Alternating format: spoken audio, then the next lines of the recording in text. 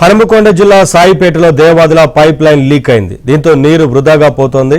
Dharmasagar pump house నుంచి గండి రామారం రిజర్వాయర్లకు వెళ్లే pipe line విద్యుత్ సబ్స్టేషన్ పవర్ ఫెయిల్యూర్ కావడంతో మోటార్ ట్రిప్ అయింది. దీంతో పైప్ లైన్ డ్యామేజ్ అయింది. అధికారుల నిర్లక్ష్యం కారణంగానే నీరు వృధాగా పోతోందని రైతులు ఆగ్రహం వ్యక్తం చేస్తున్నారు.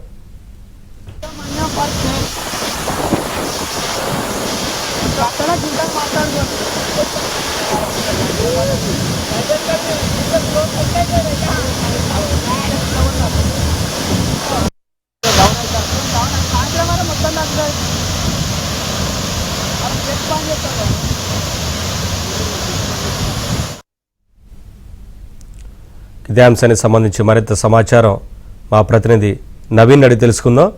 నవీన్, సాయిపేటలో దేవాదుల పైప్ లైన్ లీక్ అయినట్లుగా తెలుస్తా ఉంది కదా, ఏంటి వివరాలు? అధికారులు ఏం చెప్తున్నారు? నీరు వృధాగా పోతుంది కదా? నవీన్, హనుమకొండ జిల్లా ధర్మసాగర్ మండలం సాయిపేట అనేటువంటి గ్రామంలో దేవాదుల పైప్ లైన్ లీక్ అయి నీరంతా కూడా వృధాగా పోతున్నటువంటి దృశ్యాలను మనం ఎక్స్క్లూజివ్ గా చూస్తా ఉన్నాం.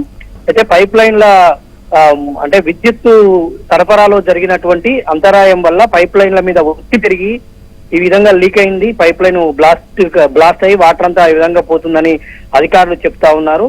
మా దేవాదుల అంటే ఇప్పుడు సమ్మర్ కావడంతో దేవాదుల నుంచి నీటి కోసం, దేవాదుల ప్రాజెక్టు నుంచి నీటి కోసం రైతులు ఎంతో ఆశగా ఎదురు చూస్తున్నారు. చాలా వరకు పంట పొలాలు ఒకవైపు ఎండిపోతా ఉన్నాయి. ఇటు జనగామ నియోజకవర్గం కావచ్చు, పాలకుర్తి, దేవరూపల అంటే ధర్మసాగర్ రిజర్వాయర్ నుంచి 3 నియోజకవర్గాలకు నీరందించాలనేటువంటిది లక్ష్యం. ఆ లక్ష్యంతో నీరందిస్తున్నారు.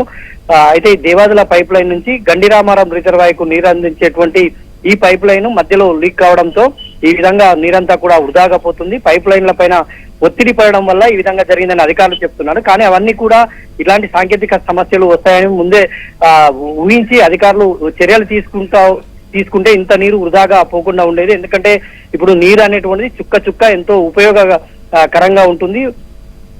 ఎందుకంటే పంటలన్నీ కూడా నీరు లేక ఎండిపోతున్నటువంటి ఒకవైపు పరిస్థితులు ఉన్నాయి. అయితే ప్రభుత్వం కూడా ప్రతి ఏ ఒక్క ఎకరా కూడా ఎండిపోవద్దన్నటువంటి లక్ష్యంతో దేవాదుల ప్రాజెక్ట్ ను సీరియస్ గా తీసుకొని నీరందించేటువంటి ప్రయత్నం ఒకవైపు చేస్తా ఉంది.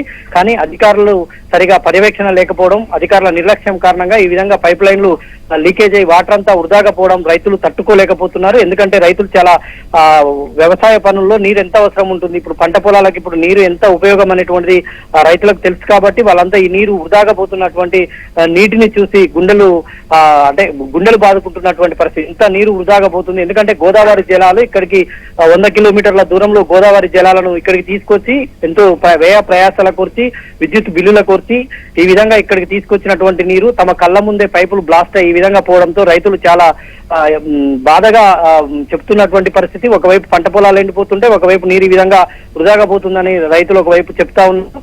అధికారుల నిర్లక్ష్యం, ఇట్లాంటి ఘటనలు మరోసారి పునరావృతం కాకుండా అధికారులు చూసుకోవాలన్నటువంటి డిమాండ్ అయితే సర్వత్రా వ్యక్తమవుతోంది.